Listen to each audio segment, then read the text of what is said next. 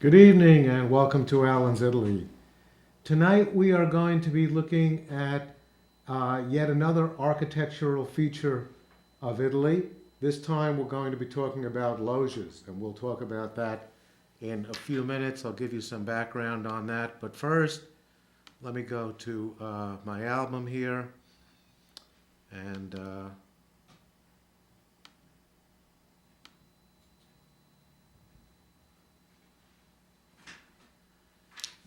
okay, and there's actually the first loggia that we're going to be talking about. But first, I have a couple of things, some housekeeping chores.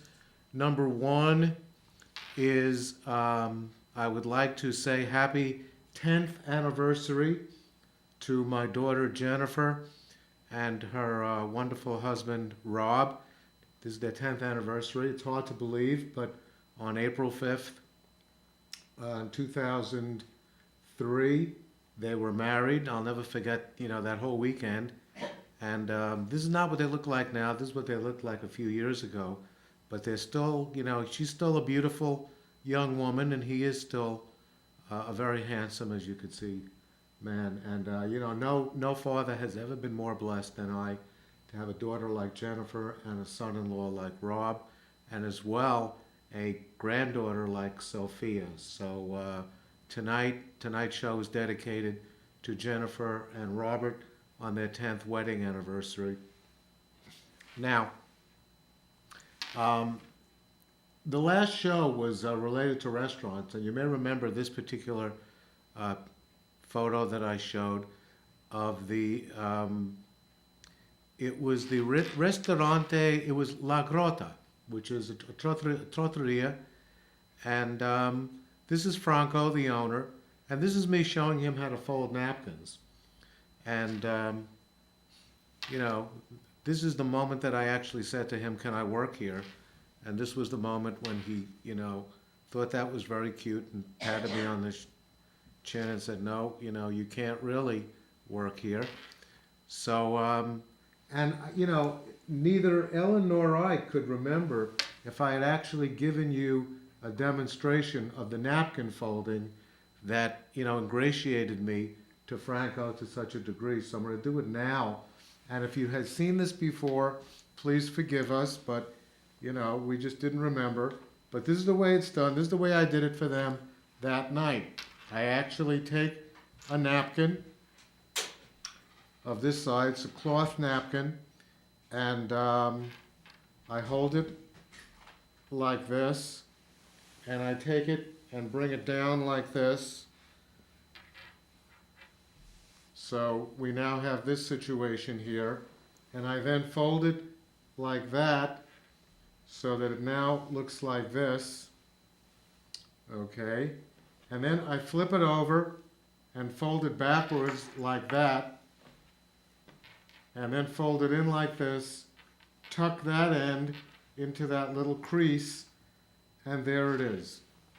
And, when I showed the people at the restaurant this, they had never seen this, and they liked it very much. This is the only thing I'm capable of doing, other than making a scrambled egg and adding banana and milk to my cold cereal in the morning.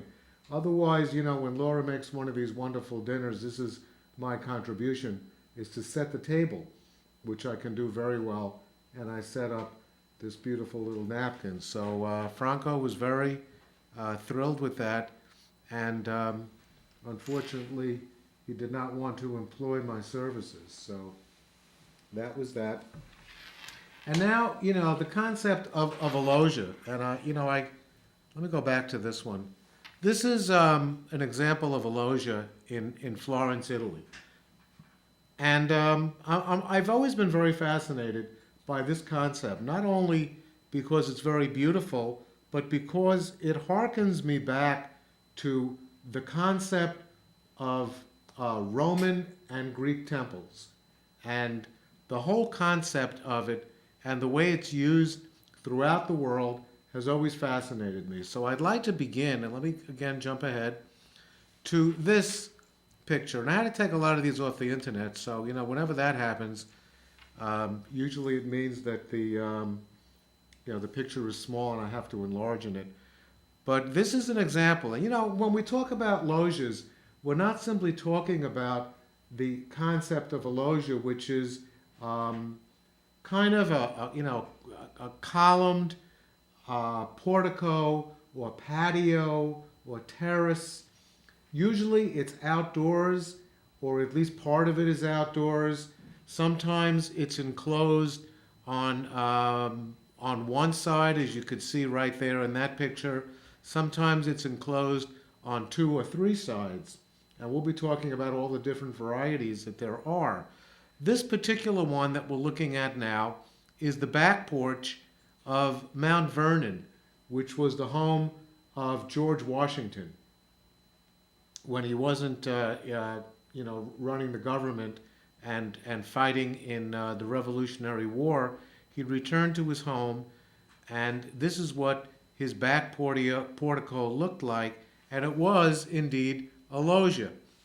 This is the portico, again, the back portico, I believe, of Monticello, which is the home of Thomas Jefferson in Virginia. This, of course, is the White House, and you could see that that's a very interesting loggia, kind of neoclassical in the sense that it does have what looks like to me Ionic capitals. And this is another view of the White House from the other direction. This is, I believe, the front of it. And this is the cloisters. Those of you who know New York City or have lived in New York City or visited it know that there's a spot in Upper Manhattan known as the cloisters, and this is what it looks like within that. And that's a very, very beautiful loggia. There's another view of it, looking at it from the side. And another view of that overlooking the Hudson River there. And people try to get this view in their own homes. So this is, of course, a gazebo that you could buy at any gazebo. There's a gazebo place on Route 28 that I forgot the name of it. Bart's Barns or something. What's the name of that place? Forgot it. Anyway, going towards Kingston, it's on the right side. We actually bought our gazebo there. And, people try to emulate the view, these, loggias, by actually having them in their backyard. So this is a very popular thing in this country, certainly. And we're going to be talking about first loggias and porticos and temples and atriums going back to ancient Rome. And that's where we're going to set the foundation for tonight's show. So we first take a look at a Greek temple in Paestum, which you remember we were there when we were doing that show with Frank Pelayo. And of course you could see, that's those are typical Greek columns, and it's enclosed, in this case on all four sides, as temples were. Now this is Roman temples, and this is an example of what a Roman forum looks like. Not the Roman forum, because there were several fora in that vicinity. This is Trajan's forum, and you could see that there's just loggias all over the place. Temples, the temple right there in the middle, and then the arcade around the side, and everywhere you look there are columns lined up, and those were the forerunners of the medieval loggias that were developed throughout Italy. There's another view of Trajan's forum, and keep that in mind as we look at some of the very famous loggias that exist right now in Italy. So that's another example. This is a recreation of what Pompeii would have looked like before it was destroyed by Mount Vesuvius. And you could see that in this picture there is a Roman temple right at the upper portion, and then in the left-hand portion is a very, very nice loggia in what looks to me to be some kind of a private home. And this is indeed the drawing of a private home, and you could see that there are columns right in the middle. Sometimes that middle portion of a Roman house is called the atrium, and that's an example. And this is indeed a Roman home that survived Mount Vesuvius. This is in Pompeii, and this shows you an example of what an atrium looked like with the loggia surrounding it. And this is another view of what Pompeii would have looked like. And I'll direct your attention right up here. See, right up here, this is more of what a loggia had evolved into over the next many, many hundreds of years, which is, and this is a portico that is exposed only on one side. And this, of course, is another view of what the Roman Forum must have looked like. And you're looking right now, what's dominating the picture is the temple of Julius Caesar right there in the middle. But if you look around to the upper portions, like over here towards the Palatine Hill, you could see that these are actually homes or palaces surrounded by columns the way a loggia would look. And this, of course, is the temple of Vesta, which was in the Roman Forum. And that was, if it is, if you consider this to be a loggia, it's a very pretty one because it's circular. And this is what ancient Pompeii would have looked like. Actually, not what it would have looked like, and what it looks like now after all the destruction. And you could see the remnants of loggias over here as you look at the columns over here, and then the columns over here, which this is actually an ancient Roman house. This is the Forum in Pompeii, and you can see the presence of columns there as well. This is another view from Pompeii, and there are the columns over on the right side. And this is another example of an arcade in a home in Pompeii.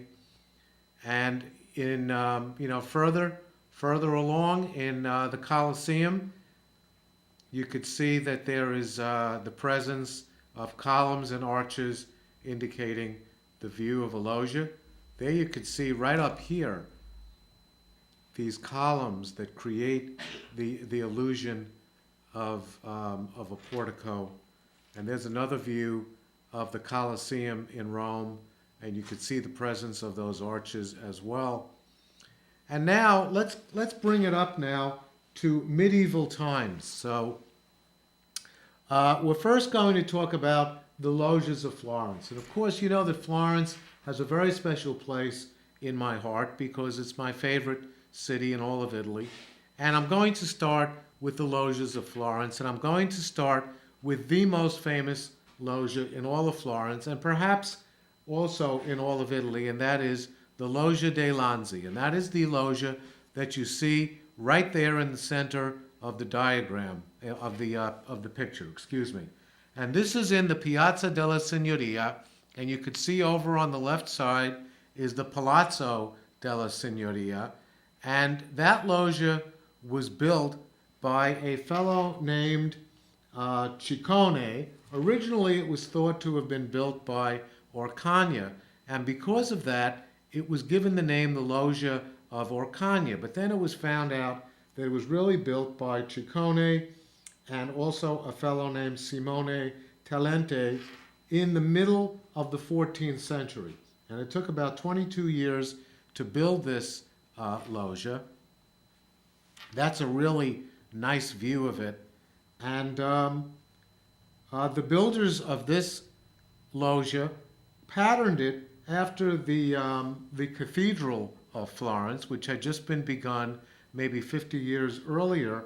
And it was also patterned after a very, very famous Roman building in the Roman Forum, the Basilica of Constantine and Maxentius. And you could see the very, very strong similarity between the basilica in the Roman Forum, the remains of the basilica, and the Loggia de Lanza. Now, originally, the Loggia de Lanza was was built by the Signoria of Florence, and that is the ruling body, to serve as an outdoor ceremonial venue. And they wanted to make it enclosed so that if they wanted to create some kind of a ceremony, or a politician wanted to make some kind of a speech, or a magistrate, that they would be able to enclose it so that people would not get wet if it was raining. And that was the original reason for the building of the Loggia dei Lanzi. And then at the time, it was called the Loggia dei Priori, which is, the loggia of the Priori, which is the ruling body of Florence. But then during the era of Cosimo I, which was in the very early part of the 16th century, the name was changed because Cosimo wanted his personal bodyguard, the German mercenary bodyguards that he held around him at all times for protection, to be stationed in this spot. And the name of those bodyguards were called the Lanzi, and therefore the name of the loggia was changed to the Loggia dei Lanzi. The loggia captured, this is what I read in one of my during one of my research. The loggia captures the sense of composure and confidence, suggesting Florence was regaining a secular objectivity.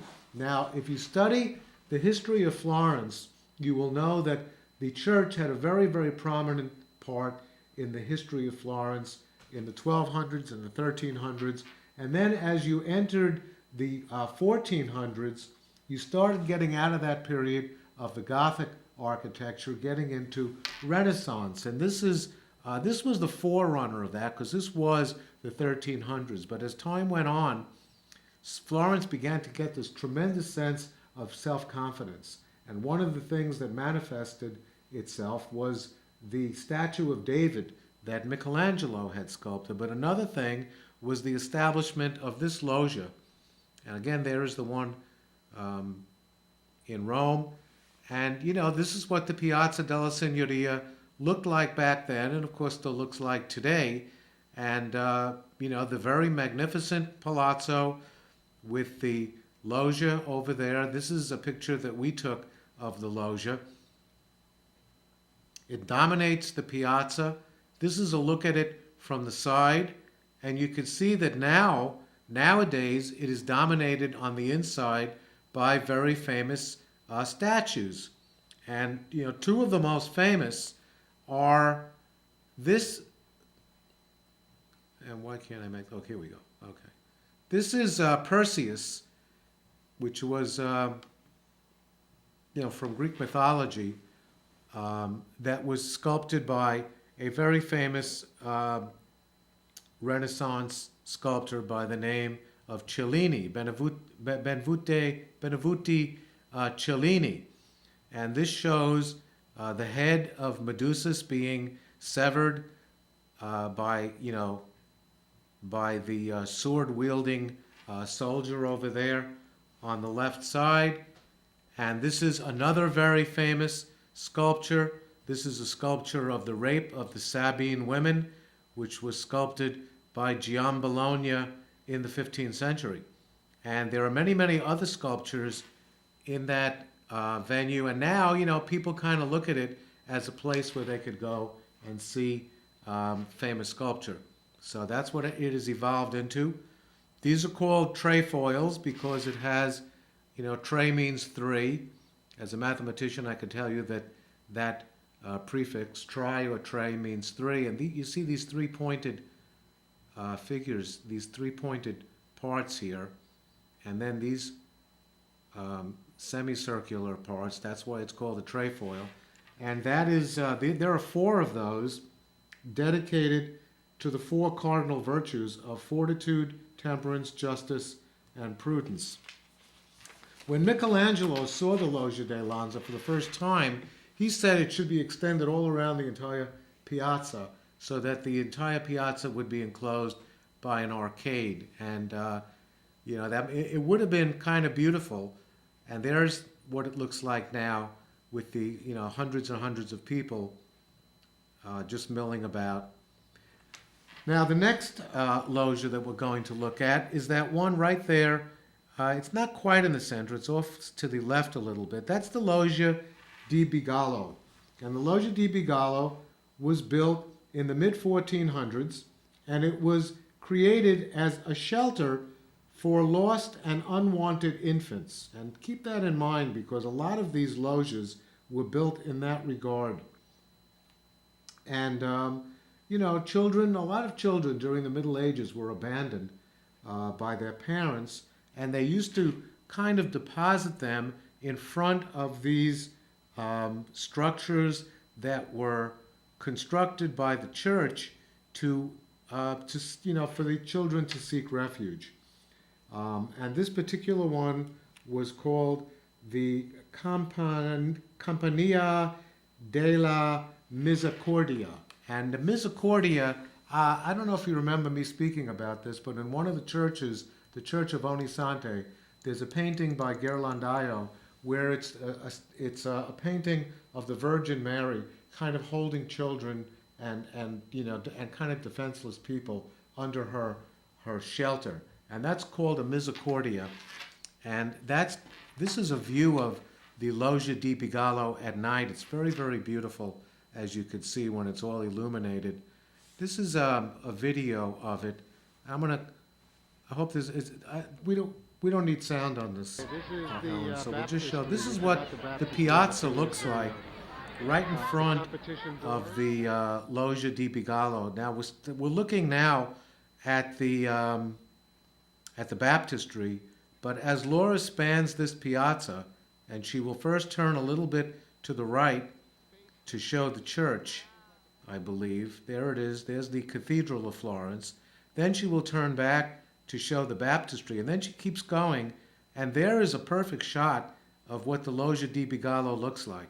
And they have right now, it's used as a venue for exhibitions, and at that time they were having an exhibition to Leonardo da Vinci. Okay, so that was, and now this is the next loggia that I've decided to select. This is the Loggia dei Pesci, and it was built by Vasari in the 16th century in honor of the fishermen. And these little rondels up here are each related to a different aspect of fishing. And this particular loggia is located in the Piazza del Ciompi. And that's another look at it. And what you see there is a modern art exhibition that they use that particular space for in Florence right now. This particular loggia, however, has its roots in the Mercato Vecchio. This is the old market of Florence as it looked in the 1860s.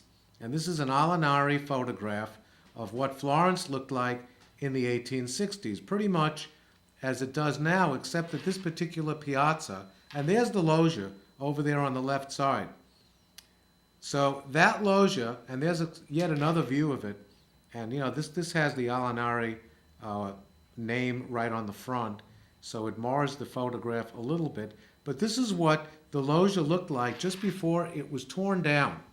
It was torn down and built in this spot, and that was during the time in the 1870s when Florence became the capital of the new republic.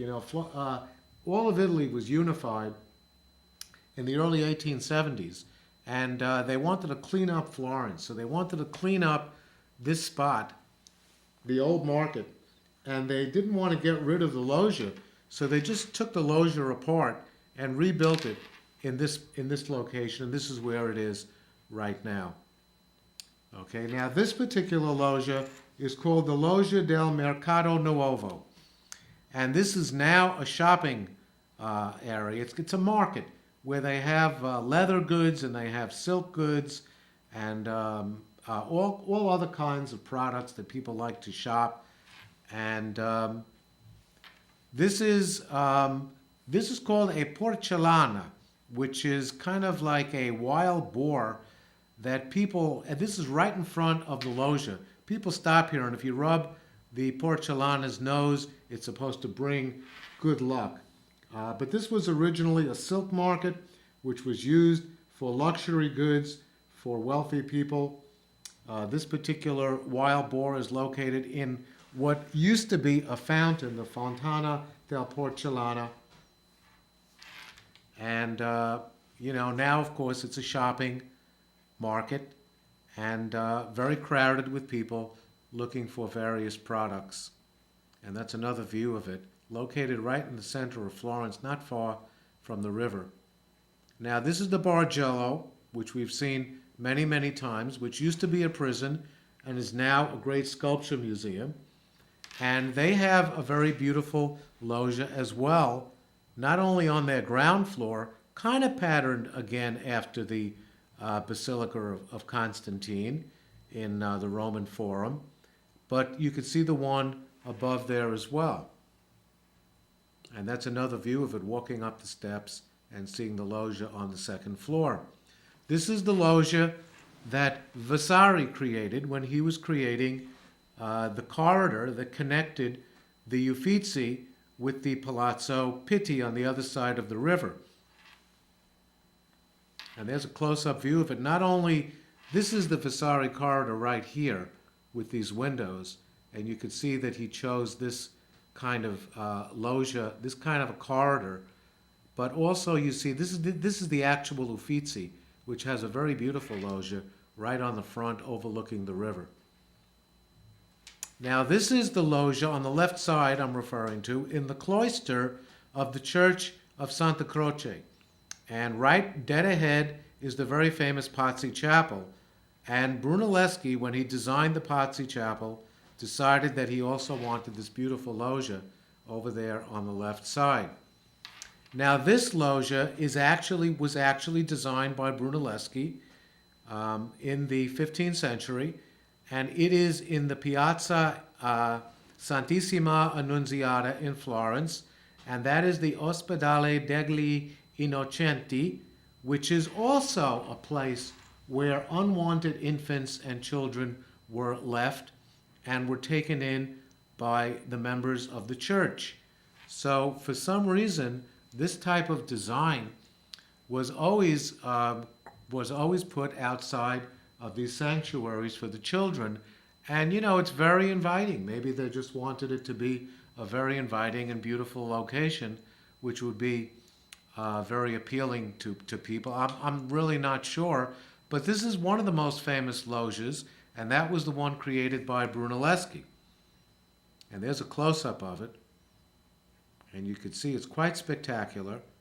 And if you look at this one, this looks almost identical to the one that Brunelleschi created in the Piazza SS Annunziata, but this is not. This is actually in the Piazza Santa Maria Novella, and you can see that there's the signs there that say camera work. This is the photography museum that we showed on this on one of my programs when we were talking about the Alinari brothers, and then we also spoke about the show which I entitled Florence Then and Now. And it's patterned almost exactly after Brunelleschi's loggia. Now, this particular structure, before it was made into the photography museum, was also a hospital called the Hospital of San Paolo, which was also used to house infants and unwanted children that were left on its doorstep. So once again, for the third time, that was the use of that structure. This is a 15th century palazzo in Florence called the Davanzati. This is open to the public, and it's a very, very interesting one because it shows you how a wealthy middle-class person lived. This is a palazzo that was owned by a wealthy person known as the Davanzati family, and you could see that they chose to have a loggia right on the very top of their house. And that loggia served two purposes. One, it served as kind of a way of being out and in at the same time, but that's also where their kitchen was located, and they used that to get rid of the fumes and the smoke that would accumulate from their ovens. So that was what that was used for. And there is a close-up of another loggia in a private residence. This is a loggia that is located in the Boboli Gardens. This is actually called a grota. That's what they call it in the Boboli Gardens, and this is, as you could see, another variety of that. This is actually closed on 3 sides and only open on the front. Now let's look at some of the loggias of Venice. And when you take this very classical look at Venice, which is what you could see right there, and we have, seen this view many, many times as I've taken you through Venice. But there you could see on the right side the Doge's Palace. On the left side is another building in Venice. And even on the very top of the Campanile, you could see that there's kind of a loggia which is now used as an observation deck. And there's a close-up view of the Doge's Palace. And you could see that that arcade goes all the way from the very front to the very back on the ground level, and also is on the second level as well. And there's another view of it from more of a distance. And this is a view of another angle of the Piazza San Marco in Venice. And in this case, it's more of an arcade than it is a loggia. And I'm referring to these, going right around the periphery of the piazza. You can see that there are loggias not only on the first level, but also on the second and third level. This is really a spectacular location because of that. And this is a close-up of what it looks like, looking at it from the front of one of the cafes with the loggias in the background. And this is the loggias in Venice in private residences. And in this case, these are palazzi right on the Grand Canal, with those beautiful loggias on the second floor. Actually, if you look at the first floor as well, where the boats pull up, that same kind of structure is also part of that as well. This is the Turkish market in Venice, and once again, another example of the loggia, not only on the second floor, but on the first floor, and even on the third floor, if you could see up there by the windows. And of course, one of the most famous structures in all of Venice is the Rialto Bridge, and there you could see another example of arches with columns exposed to the outside. And the rest of the show, I'm going to talk about some of the loggias that are existing all over Italy. Now, some of these I know, some of these I took notes from, some of these I actually took off the internet because I was just trying to look through all the different cities that I've been to and I'm familiar with to see exactly, where most of the loggias looked like.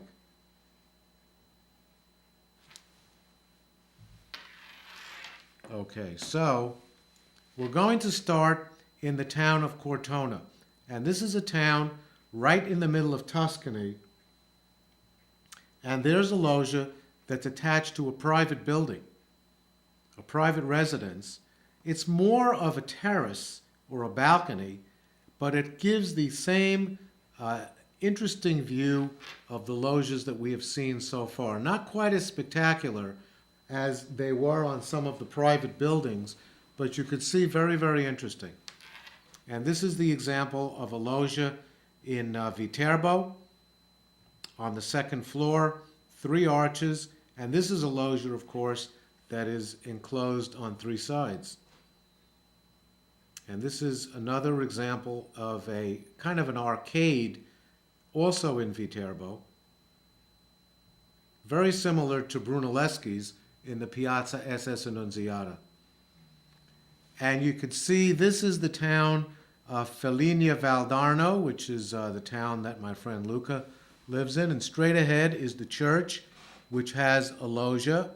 And all along the sides, this particular piazza, the main piazza of Felligna Valdarno, has that arcade on the left side that you could see. It actually goes all around it. And this is another example of an arcade that goes all around the main piazza of a town in Italy. In this case, it is the town of Greve in Chianti. And this is a really nice one. And this is what it looks like at night. And you can see that it's just a series of arches with loggias, with columns, facing the outside. And in this particular loggia, mostly along those sides, you see a lot of stores.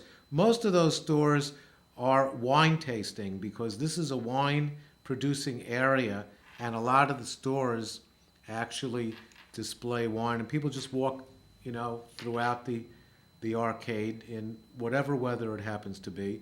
This is also Foligno Valdarno, and this is an example of a loggia that's enclosed on 3 sides and open only on one side. And this is another view of a church in Foligno Valdarno, also with that same kind of look.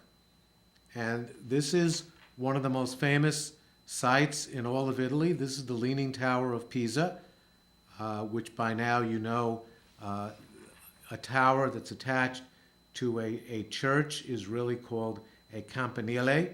And you could see that they have a very beautiful loggia, not only on one level, but really on all the levels.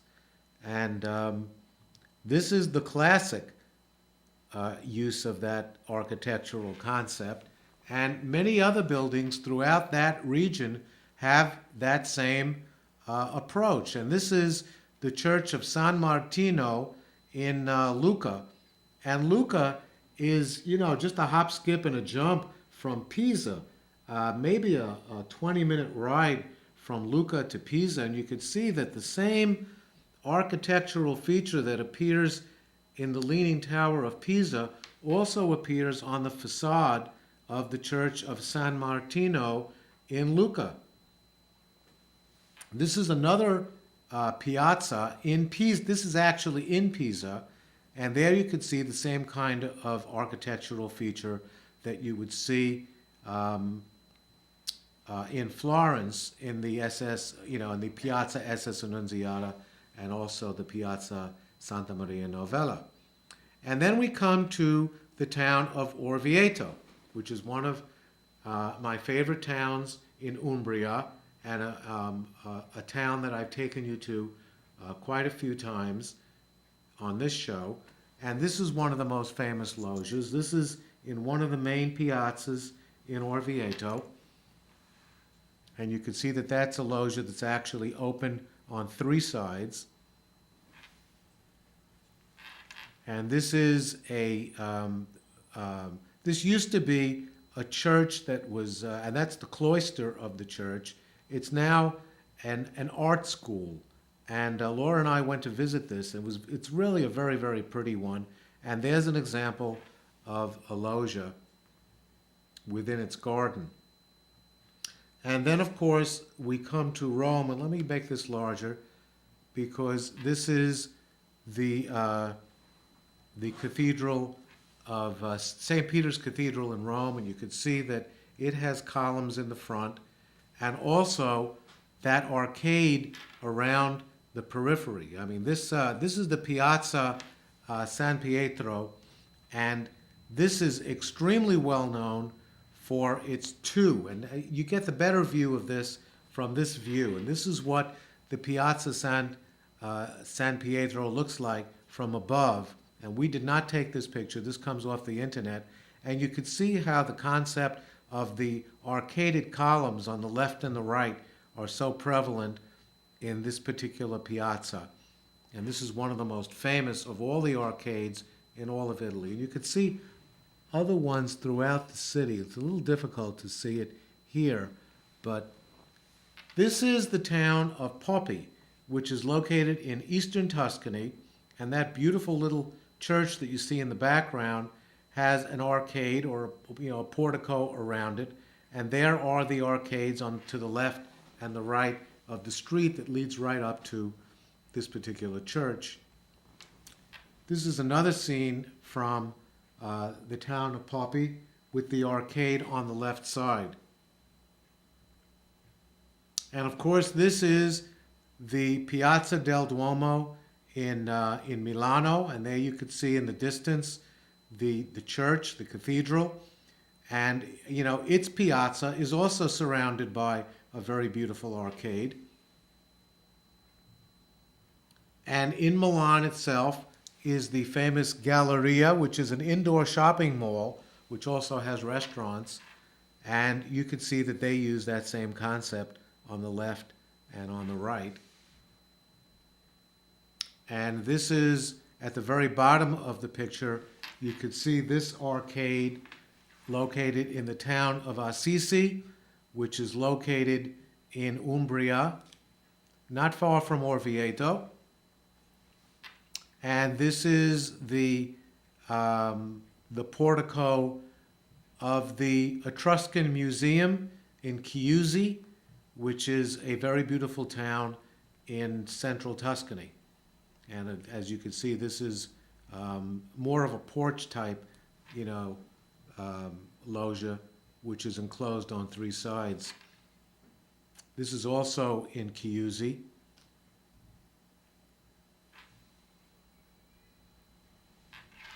And this is actually a video. Let me see what this is. This shows you the piazza in Chiusi. A 2,500-year-old And it's pretty because you could actually see how the arcade that surrounds it makes this really one of the most charming piazzas in all of Tuscany. Oh, I have audio? No, I don't need that. I think I'm just kind of doing a, you know, a little talk about it, but it's not necessary. This is the town of Chiusi. It's really a pretty town. Okay, let's move on, because I have quite a few to go. This, of course, is one of the most famous buildings in Rome.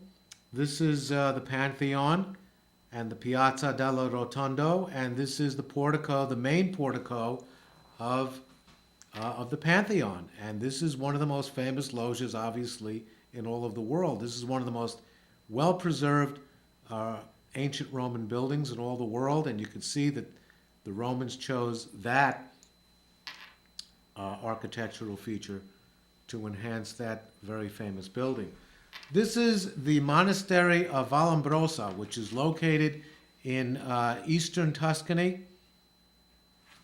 You can see their version of it right in the front. And this is located in the Veneto town of Verona.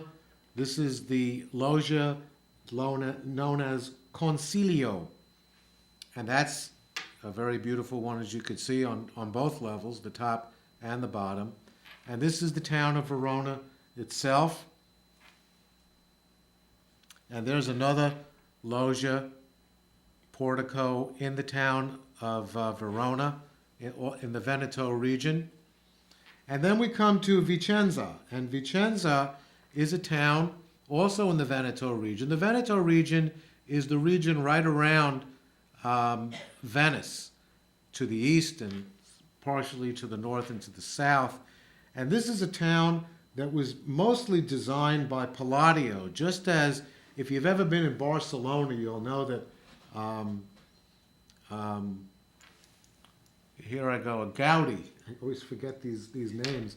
Gaudi is the person who was given the responsibility of designing many of the architectural features of Barcelona, and Palladio was given that same responsibility. He was born in the early 16th century, and he started out as a stonecutter, and then was given a few commissions throughout the town of Vicenza, and this is one of his creations.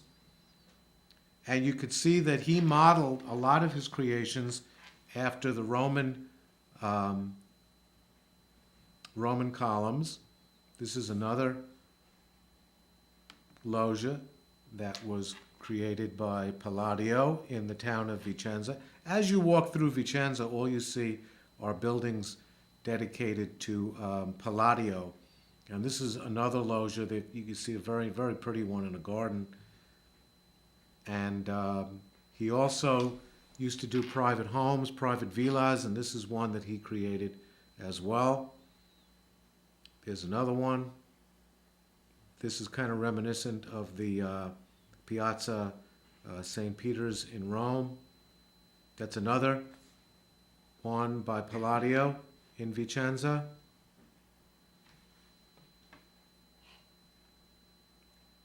Yet another one.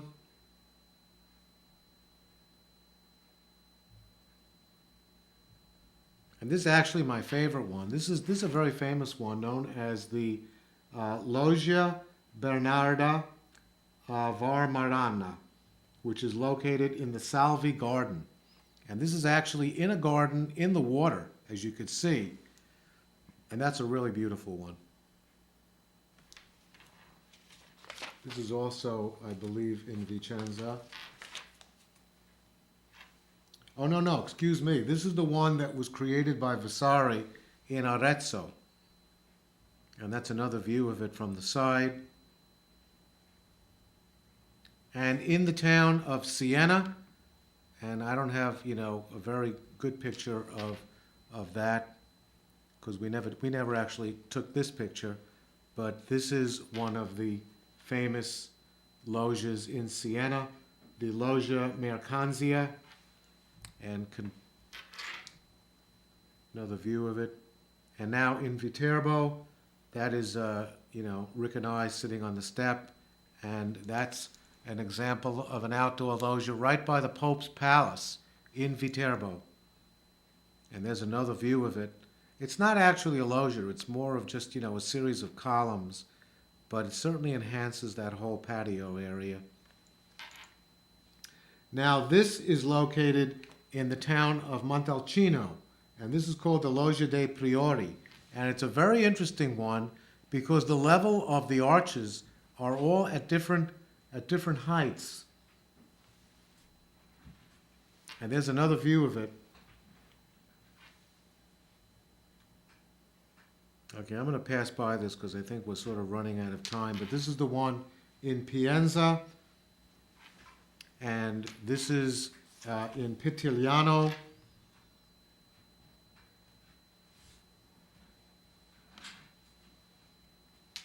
And that's what the loggia looks like in one of the buildings in Pitigliano. And that's me under in one of my favorite positions on Lake Como, relaxing on a very, very beautiful patio. And that's a really, really nice loggia right there with, the gardens all around it. And this is open on 4 sides, as you could see. This is the Villa Monastero with its beautiful loggia on the left side there, if you could see it, overlooking Lake Como in a very beautiful garden. The next few pictures are pictures that were taken by Susan Phillips, who I showed when I did the show on Amalfi. I showed her pictures, and I'd like to, begin by thanking her for using the next few of her beautiful pictures of the Amalfi Coast. This is Positano, and you could take a really good look at that and see many of the loggias that are present in Positano. Positano is built right into the side of a mountain. And this is another loggia along the Amalfi Coast. This is in a very famous hotel in Sorrento. This is also Sorrento. These are all compliments of Susan. These are wonderful pictures. That's another one on the Amalfi Coast. And this, I believe, is Bologna. Okay, so I got one more. This is the Church of Santo Stefano, and this is one of the most famous loggias in Bologna. And this is the Loggia dei Mercanti, also in Bologna. And I wasn't going to put these in, but then we had dinner with Rick and Sharon last night, and Rick suggested that I talk about Bologna a little bit. Bologna has some really magnificent arcades, and these are a few of them. And there's one more. And that brings us to the end of the show. So I would like to thank you very much. The next show is going to be Tuscania. We will be taking a tour of the Alto Lazio town of Tuscania with Rick Hurst. And I hope you tune into that. And thank you very much for watching today. And I hope you join us next week. And for now, buonanotte e buona fortuna.